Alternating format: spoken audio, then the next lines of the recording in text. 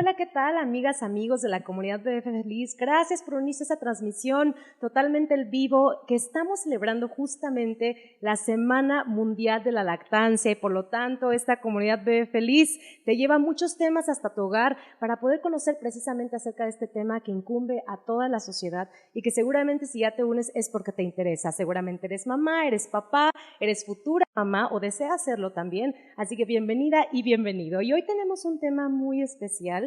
Quiero presentarles a quien hoy me acompaña, ella es la doctora pediatra Jessica Ortiz Moreno. Doctora Jessica, qué gusto estar contigo.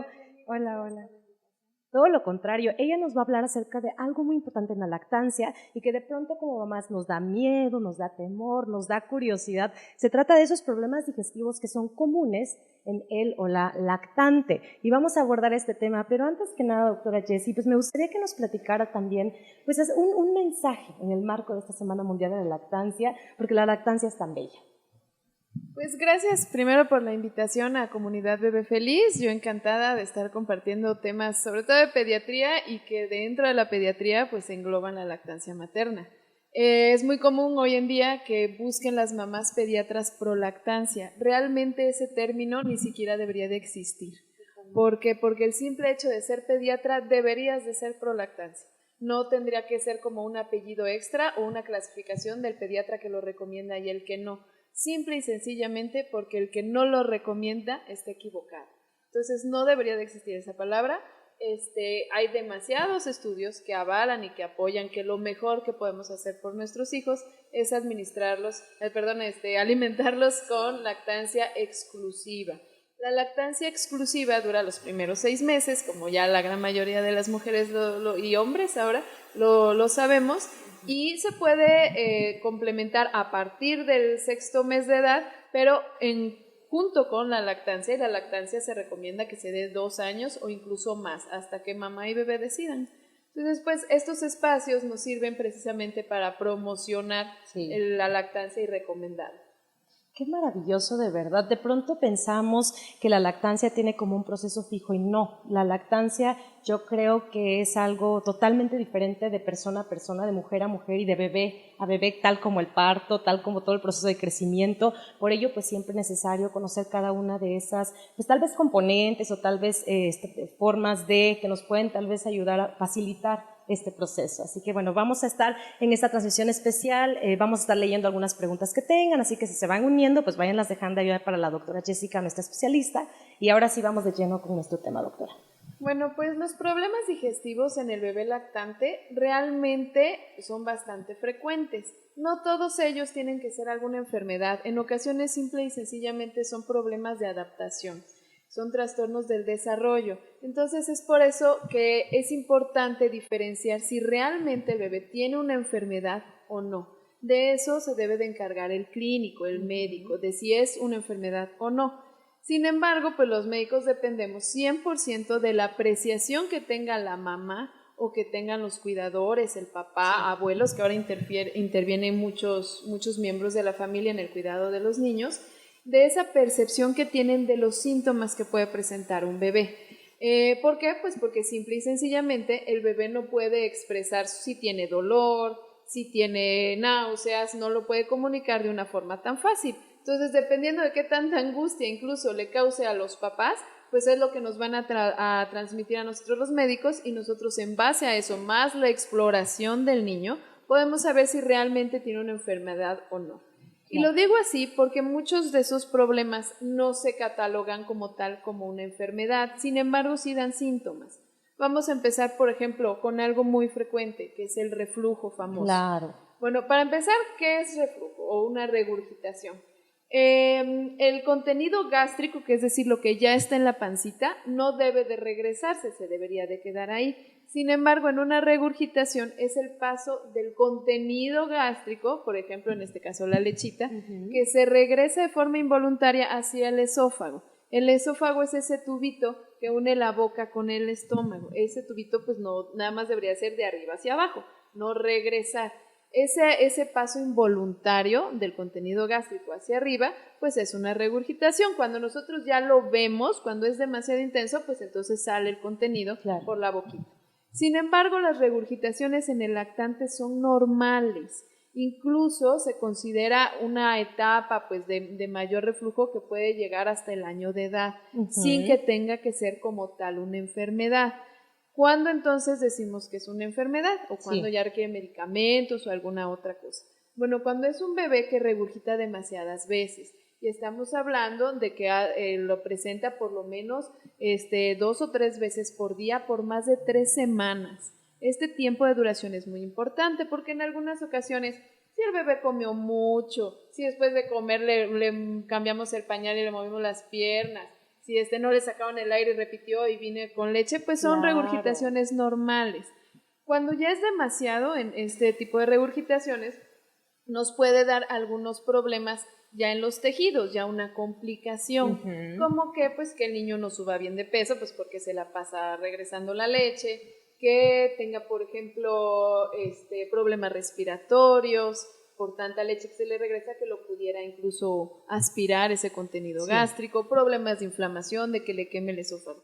Ahí es donde interviene el médico para diferenciar si realmente su bebé tiene un reflujo que se considera fisiológico, que se considera normal, o si ya tiene una enfermedad por reflujo gastroesofágico. Sí. ¿Qué hacemos cuando tiene una regurgitación normal, que lo que te comentaba que se sabe propio prácticamente del lactante? Pues se recomienda dar posiciones para después de comer, que no inmediatamente después de comer lo acostemos, que lo tengamos acostado en una posición de 30 grados, que son nada más medidas generales. Hay algunas otras, por ejemplo, como dar tomas pequeñitas y más frecuentes, que no se ha demostrado al 100% que sirvan, sin embargo se recomiendan. El espesamiento de las leches, pues en este caso si es una lactancia exclusiva, pues es imposible. Lo importante es no alarmarse y querer medicar a todos los bebés. ¿Por qué? Porque si no le está dando ninguna complicación, lo único que hacemos es mantenerlo expuesto a los posibles efectos adversos que pueda tener por medicamentos. Realmente un niño con reflujo incluso los catalogamos a veces como vomitones felices. Están vomitando y se ríen. Es más, ni siquiera les causa dolor. Como de pronto somos nosotros los que entramos en pánico, ¿no? Al verlos vomitar, al verlos con reflujo, creemos ya que, como bien decías, es alguna enfermedad.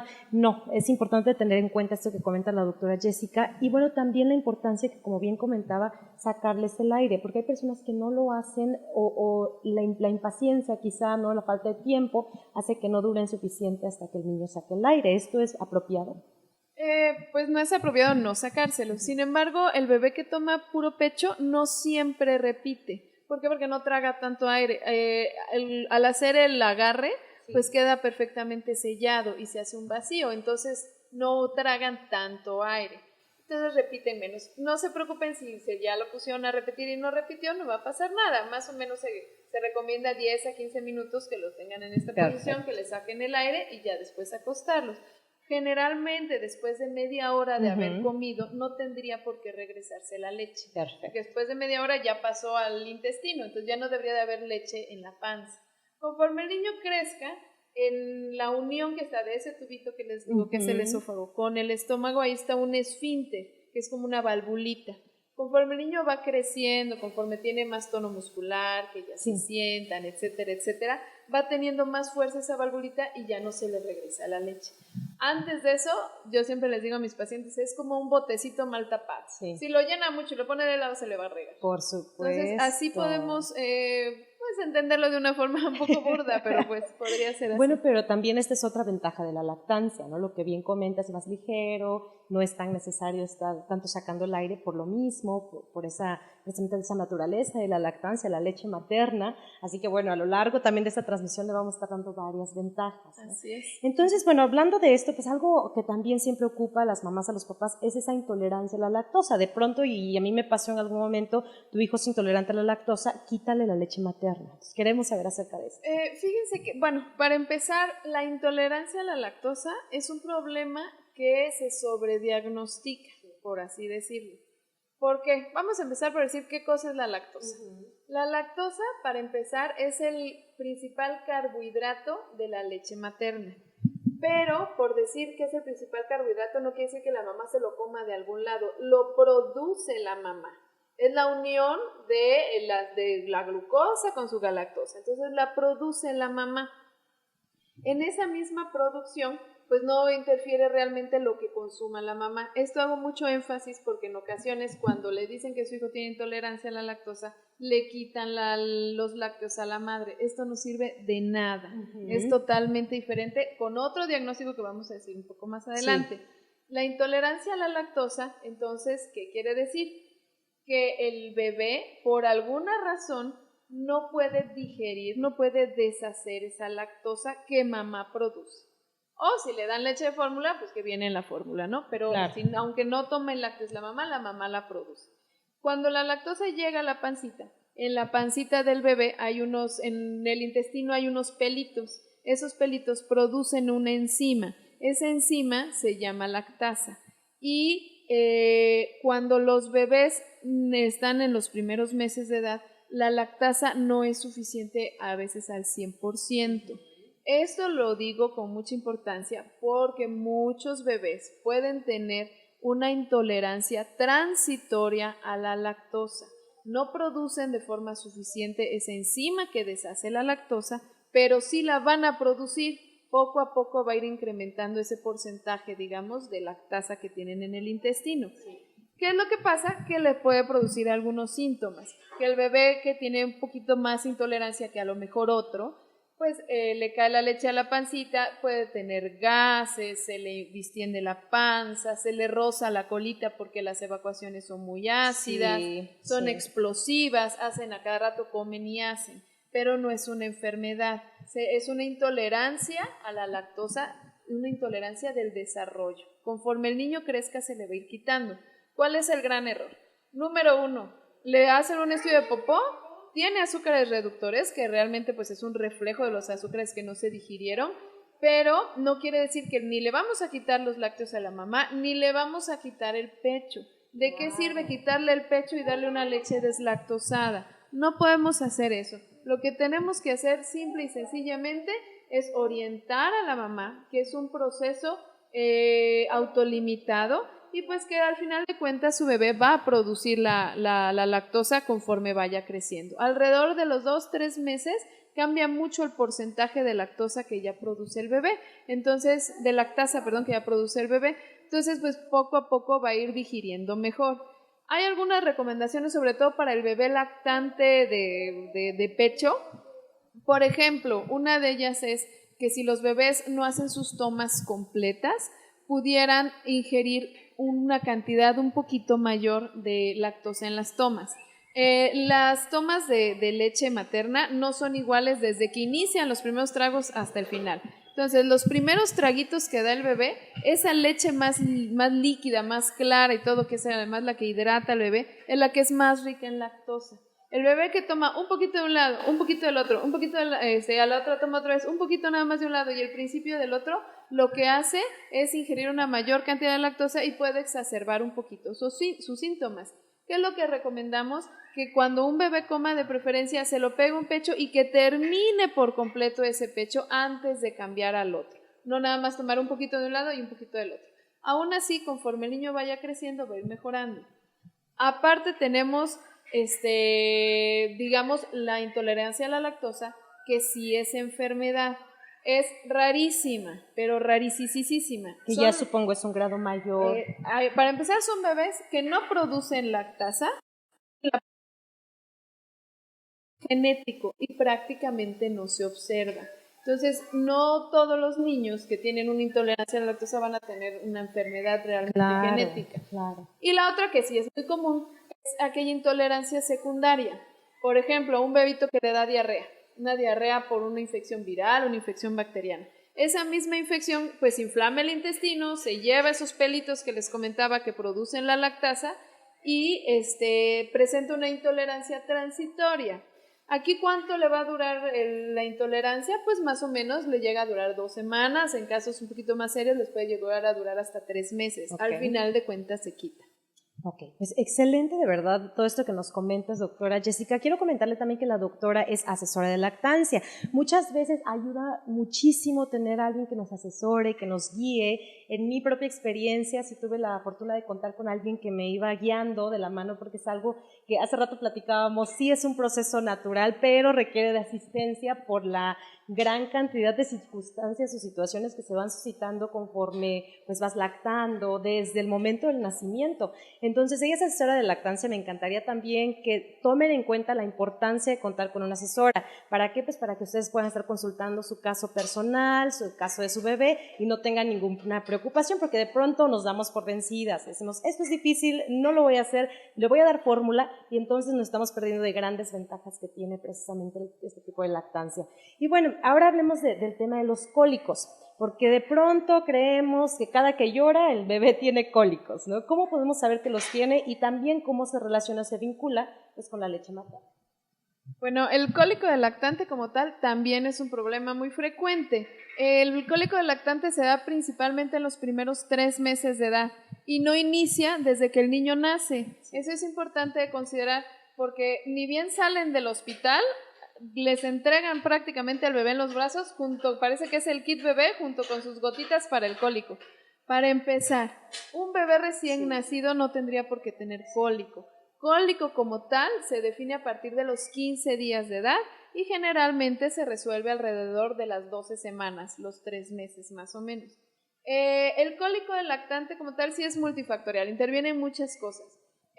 Pero para que nosotros podamos asegurar como tal un diagnóstico de cólico del lactante, es aquel bebé que llora de forma intensa, sin causa aparente y que los papás no pueden controlar, es decir, ya lo pasearon, ya le dieron de comer, ya lo cambiaron, ya lo arrullaron, ya hicieron de todo, ya hasta le pasaron el huevo y el calzón del papá y un montón de cosas que he oído y el niño sigue llorando. Bueno, en estos casos, si el bebé llora 3 horas, más de 3 días por semana, esa sí es una definición de cólico del lactante. Okay. No todo el bebé que cierra los ojitos, el bebé que puja mucho, se considera cólico del lactante. Okay. El cólico del lactante, la verdad, pobres de los papás que tienen hijos con cólico del lactante, porque sí es desesperante. Sí se les puede dar medicamentos, sí hay antiespasmódicos o probióticos que pueden mejorar la sintomatología, pero al final de cuentas es una etapa que va a pasar. Okay. Perfecto. Aquí me gustaría hacer un comentario, Jenny, que adelante. No siempre es cólico del lactante, pero lo que confunden mucho con cólico del lactante es una cosa que se llama disquesia. La disquesia es precisamente ese niño pujoncito, el niño que está pujando 10-20 minutos antes de evacuar. Entonces está puje, se pone rojo, hace fuerza y todo, y cuando finalmente hace popó, hace aguado. Entonces, si hace aguado, pues realmente estreñido no está. Entonces dicen, pero no está estreñido porque puja y hace aguado. Entonces tiene cólico. Ese generalmente no es cólico. Ese es un problema que se llama disquesia. Y la disquesia también es muy frecuente. Generalmente la disquesia se resuelve antes, se resuelve en el primer mes de edad aproximadamente. Entonces, pues es importante que no todo lo que el niño aprieta los ojitos y hace caritas, no todo es cólico. Tenemos otro tipo de padecimientos. Excelente, doctora Jessica. Tenemos algunas preguntas de quienes muy amablemente ya nos ven. Nos acompaña Sebastián, mi pequeño también. Y a ver, Jimena Martínez dice, mi doctor me recomendó cambiar leche artificial para aliviar el reflujo. ¿Es necesario, doctora Jessica? No. De hecho, las fórmulas industrializadas, las fórmulas maternizadas, producen más reflujo que la leche materna. La única diferencia que se podría hacer con una fórmula industrializada es que pueden espesar.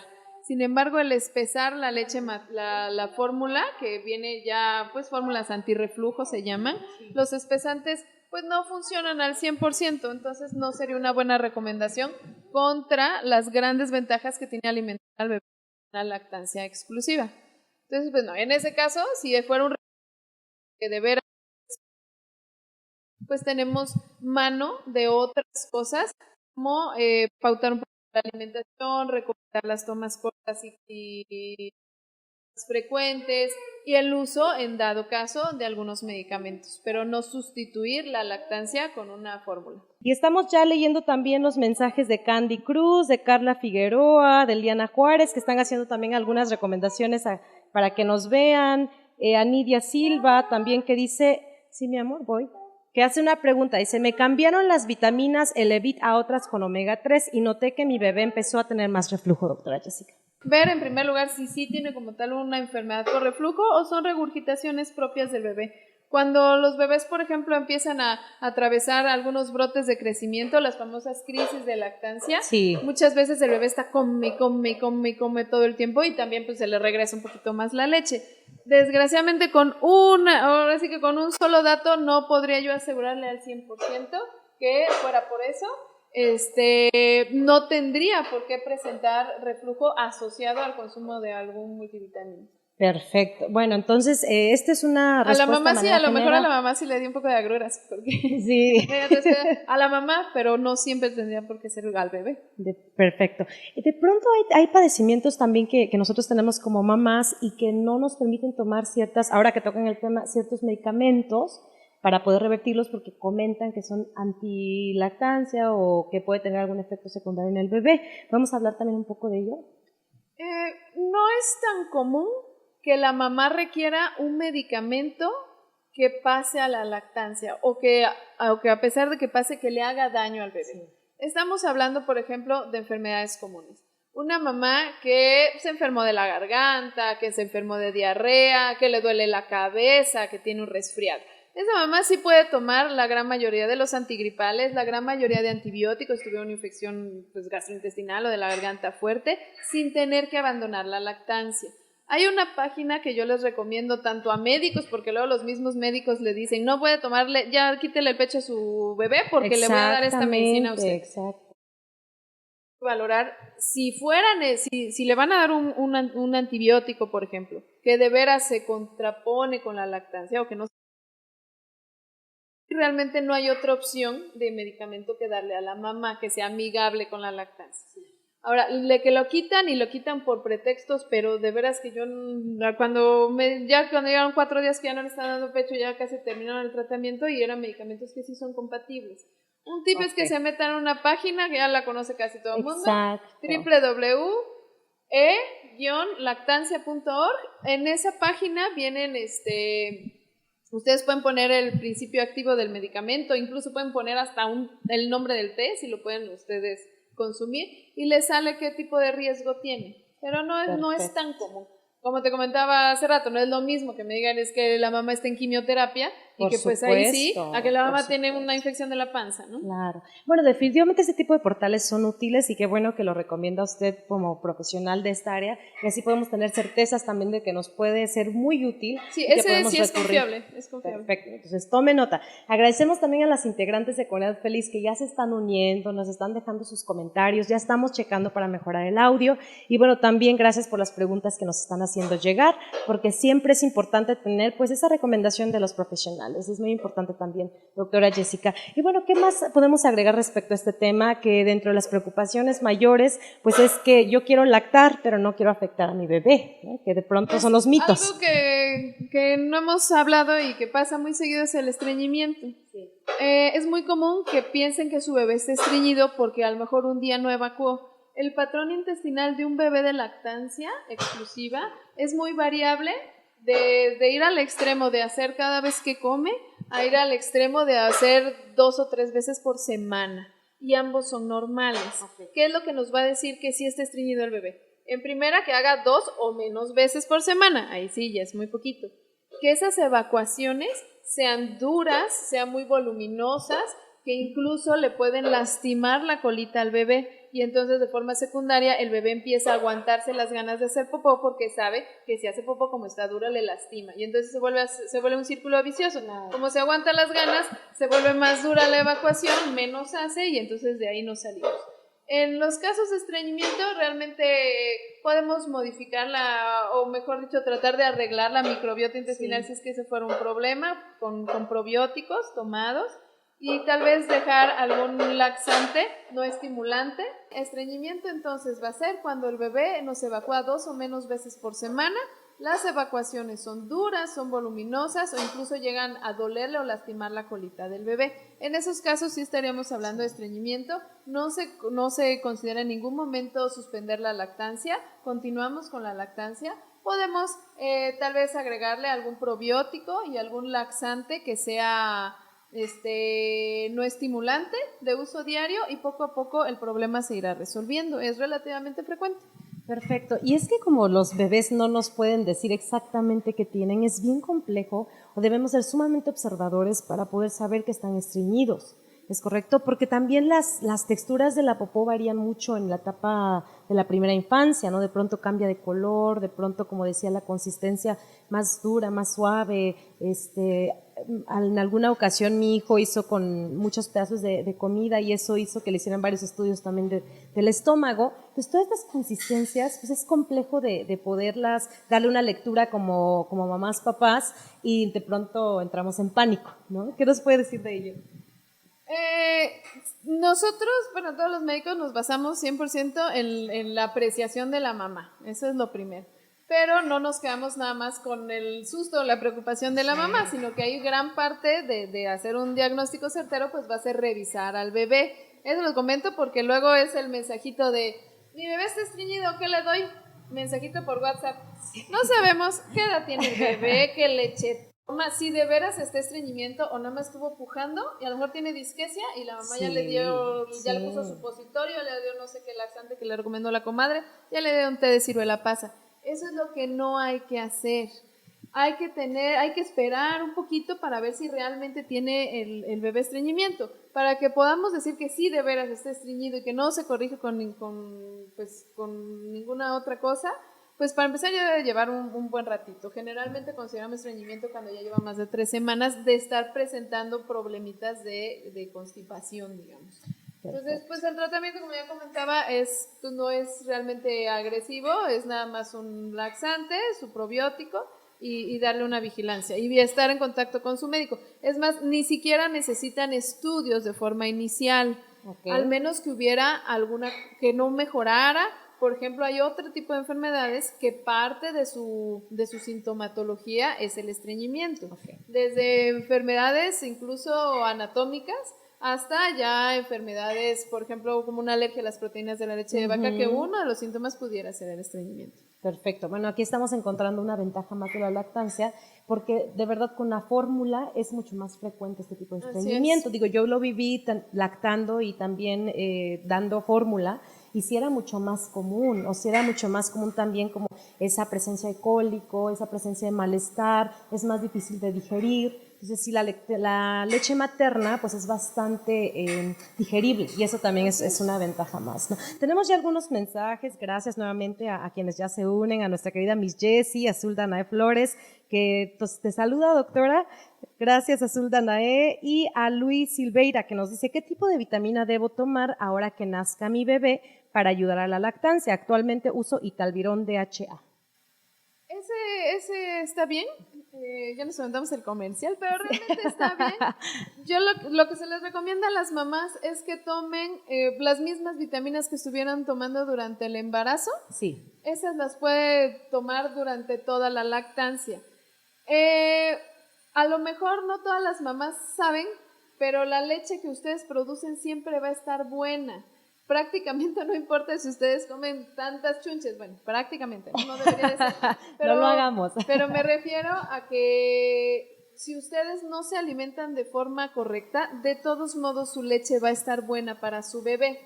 ¿Qué es lo malo? Que va a empezar a hacer a costa tal vez de sus reservas, por ejemplo. Pues sí, no estamos consumiendo adecuadamente alimentos saludables, ¿verdad? Como es puras chunches, puros refrescos y eso.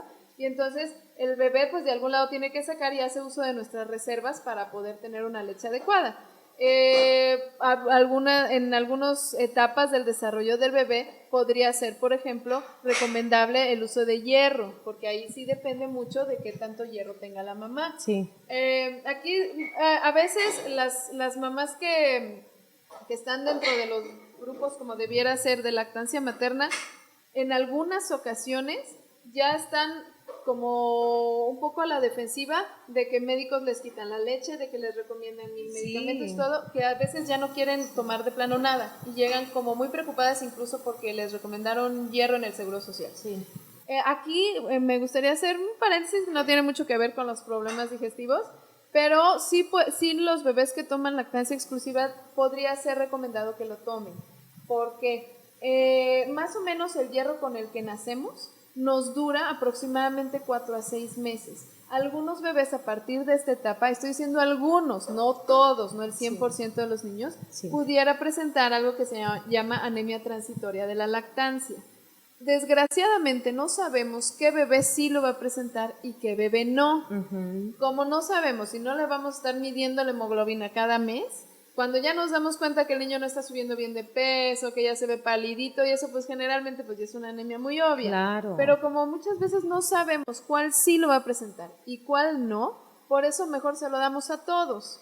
¿Por qué? Porque el desarrollo cerebral del bebé es muy acelerado y está ligado a unos buenos niveles de hierro. Entonces estaríamos arriesgando un poquito ese desarrollo cerebral, porque que a lo mejor sí tiene y a lo mejor no. Es como el tamiz metabólico. No sabemos qué niño va a tener una enfermedad y qué no. Pero por uno que otro que la tenga, mejor se la hacemos a todos, porque va a depender mucho su evolución de una intervención temprana. Pues lo mismo con el hierro. Mejor se lo damos a todos y al final de cuentas lo con lo sobre, pues lo va a sacar. Perfecto. Hay también algunas personas que tienen esta duda de estoy embarazada. ¿Hay algo que pueda hacer? Porque como bien comentaba, yo creo que pasa lo mismo en el embarazo, que se van las reservas para el crecimiento apto de nuestro bebé independientemente de lo que consumamos. Y por ello la importancia de tomar vitaminas y todo esto. ¿Hay algo que se pueda hacer a favor de la lactancia pre a su nacimiento en cuanto al tema gastrointestinal del bebé?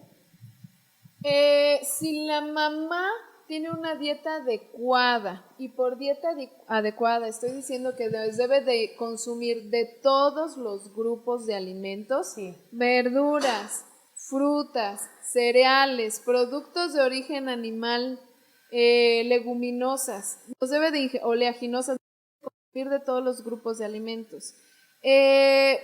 Otra cosa muy importante es que la mamá tenga una buena microbiota. Microbiota es pues lo que se conocía antes como flora intestinal. El término actual adecuado es microbiota intestinal. Si la mamá tiene una buena microbiota, su bebé también va a tener digamos, menos problemas digestivos. Interfiere, por ejemplo, también el bebé que nace por parto a el bebé que nace por cesárea. El bebé que nace por parto, por así decirlo, al pasar por el canal vaginal se come todos los bichitos que encuentra a su camino y se coloniza de una forma adecuada su pancita. A diferencia del bebé que pues nace en un medio estéril, en una cesárea, donde se empieza a colonizar de lo primero que se le va pegando alrededor. Ojalá y eso primero que se le va pegando alrededor sea el pecho, porque entonces ahí en la lactancia pues le vamos a pasar prebióticos, probióticos, simbióticos, todo. Si no, pues bueno, podemos hacer uso de algunos medicamentos como son ya los probióticos famosos. Perfecto. Qué complejo tema y que requeriría de muchísimas horas para poder hablar de este. Por eso es importante que si tiene alguna duda en particular lo haga ahora mismo para que le podamos dar también esa respuesta. Ahora bien, doctora Jessica, si elegimos la lactancia prolongada, en mi caso lacté 2 años y me encantaron los resultados en cuanto a mi hijo, su alimentación, en cuanto a las noches también, la alimentación nocturna, que de verdad es fabuloso. Coméntanos también en esa lactancia prolongada, ¿hay algunas variaciones en cuanto a los efectos en su estomaguito? Generalmente a esa edad ya no son tan frecuentes, al menos de los temas que hablamos ahorita. Por ejemplo, los de estreñimiento sí es frecuente, pero ya disquesia desapareció, cólico de lactante desapareció, reflujo debe ya de haber desaparecido. Nos quedaría aquí tal vez un tema que no hemos tocado, que es la alergia a las proteínas de la leche de vaca. Esa me hubiera gustado que pues comparáramos con lo de la intolerancia a la lactosa, porque muchas veces se confunde una cosa con la otra y no tiene nada que ver. Al niño le diagnostican intolerancia a la lactosa, pero le están dando dieta a la mamá libre de lácteos. Que quede claro, ya dijimos, intolerancia a la lactosa no tiene que ver con los lácteos que consuma la mamá, porque la mamá va a producir ella misma su lactosa. Es muy diferente el niño que tiene alergia a las proteínas de leche de vaca. Como tal lo dice su nombre. Una alergia es una respuesta exagerada del cuerpo ante algo que no debería de hacernos daño. En este caso, ¿a qué está reaccionando el bebé? A la proteína de leche de vaca. Bueno, hasta ahí, digamos, es la definición. Viene la pregunta, bueno, pero si mi bebé toma pecho, pues no, si no soy vaca, ¿en qué momento? ¿Por qué tiene esa alergia? Porque la proteína de leche de vaca sí pasa a la lactancia materna. Entonces, si el bebé tiene una sensibilidad a esa proteína, en ese caso sí le va a estar pasando a través de la mamá. ¿De dónde la saca la mamá? Pues de la dieta. En el bebé que tiene un diagnóstico de alergia a las proteínas de leche de vaca, a ese bebé en específico sí se le pone una dieta de exclusión a la mamá. ¿Qué es lo malo de esta enfermedad? Que no es común, solamente se presenta más o menos del 2 al 7.5% de los niños. Se diagnostica mucho más. A veces, en serio, en el consultorio, el 50% de los niños que ven un día ya me los traen con diagnóstico de alergia a las proteínas de la leche de vaca y no siempre es. No es una enfermedad tan común, es de ese porcentaje más o menos. ¿Por qué se diagnostica en exceso entonces? Porque presenta muchos síntomas que son frecuentes en el bebé, como los que ya mencionamos. En primer lugar, pues son síntomas digestivos. ¿Cuáles síntomas digestivos vamos a tener? Primer lugar, reflujo, ¿no? Son niños que tienen reflujo constante. Segundo lugar, tenemos cólico. Entonces, aparte del reflujo, sí está lloroncito. Las evacuaciones usualmente son diarreicas, pueden estar acompañadas de sangre incluso, pero tenemos el lado opuesto, el niño que tiene estreñimiento. Entonces, el foco principal van a ser los síntomas digestivos, sin embargo, se pueden agregar otros síntomas también a esta enfermedad. Por ejemplo, síntomas cutáneos. Son niños que tienen habitualmente, o pudieran, no a fuerzas todos, pero tienen dermatitis atópica. Esos pliegues resecos, ese eczema en sus cachetitos, etc. Pueden tener también problemas respiratorios, broncoespasmo, mocos, tos todo el tiempo. Pudiera ser el niño que ya es una respuesta mucho más inmediata, que consume la leche, se le hinchan los labios, le sale urticaria, se le hinchan los ojos. Esta es una alergia como tal, y al ser una alergia pues se resuelve quitándole la proteína de la leche de vaca. ¿Cómo se le quita? Pues si toma leche materna, pues quitamos de la dieta de la mamá los lácteos y sus derivados. Pero solo en este caso. En este caso, en la intolerancia a la lactosa, de nada sirve quitarle los lácteos. Perfecto. Y la otra es que, dice la mamá, es que yo no como lácteos porque tengo diagnóstico de alergia a las proteínas de la leche de vaca, bueno, mi bebé, y aparte toma esta fórmula, ¿no? Y la fórmula es una fórmula deslactosada, o sea, no tiene ni siquiera coherencia una cosa con la otra. La mamá está matando con una dieta y está tomando una leche que tiene la proteína de vaca. Nada más no tiene lactosa, pero tiene la proteína de vaca. En esos casos, cuando no es lactancia exclusiva, hay fórmulas especiales para los niños con alergia que no tienen, bueno, que la proteína de la vaca está hidrolizada, se llaman hidrolizados extensos. O en casos mucho más serios, los que son aminoácidos esenciales. Ahí lo único es que son los pedacitos que forman, digamos, las proteínas, con eso hacen una leche. Es muy importante que también a veces estos bebés, las mamás a veces por decisión propia o mal informadas, incluso por un facultativo de la salud, les dan leches vegetales, de arroz, de soya. Un bebé menor de 6 meses no le da no le cubre sus necesidades nutricionales ese tipo de leches. Entonces, es el colmo que le quitan el pecho y aparte terminan con ese tipo de leches. No debiera de ser. El tema, ¿no? Y es importante también hacer esta diferenciación. Ahora, en tema de la alergia no va a ser detectado en un momento o en una sola visita al doctor, ¿no? Lleva un proceso, por lo tanto, pues también ser paciente y sobre todo no hacer lo que decías, doctora, de mandarle un WhatsApp al doctor y decirle mi hijo presenta sus síntomas, sino llevarlos realmente pues a que los revisen, a que vean su estado de salud, incluso su estado anímico tiene que ver también con ese tipo de diagnósticos y bueno, sobre todo pues ir con profesionales. Así es, y bueno, aquí como comentabas que sí puede no hacerse a la primera ese diagnóstico, porque todos los síntomas frecuentes, todos los problemas frecuentes que mencionamos pueden ser parte de ese diagnóstico de alergia a las proteínas de leche de vaca. O sea, puede el niño nada más tener cólico de lactante y reflujo, por ejemplo. Claro. Y eso ser una una alergia, a las proteínas de leche de vaca. Entonces, ¿cómo se hace el diagnóstico si los síntomas pueden ser pues tan variados? El diagnóstico se hace, pues en primer lugar, el médico lo debe de sospechar. Sí. Generalmente hay un antecedente familiar de una alergia, que el papá es asmático o fue asmático en su infancia, la mamá tiene la piel súper delicada, o sea, hay antecedentes familiares. Y pues se hace una prueba terapéutica, se llama, en la cual le quitamos pues de la dieta del bebé la proteína de leche de vaca, ya sea poniéndole a mamá a dieta o poniéndole pues una fórmula con un hidrolizado extenso. Se deja esa dieta por lo menos 2 semanas. Si los síntomas desaparecen, podemos en algunas ocasiones hacer algo que se llama prueba de reto. Le damos un poquito de leche, ya entera, digamos, con proteína de vaca. Sí. O la dieta que estaba tomando antes la mamá. Entonces, si el bebé al presentar de nuevo la exposición a la proteína de vaca vuelve a tener los síntomas, pues bueno, confirmamos el diagnóstico. Okay. ¿Por qué les quiero comentar esto? El diagnóstico se hace así. Les comento esto porque es muy común que les manden a hacer estudios de sangre a un bebé de 1 mes, donde les miden 1000 cosas de alérgenos y que a los que incluso ni siquiera están expuestos, porque así viene el paquete de laboratorio. Son estudios caros y ojalá nos sirvieran, no son 100% confiables. En algunas ocasiones sí podemos hacer uso de ellos.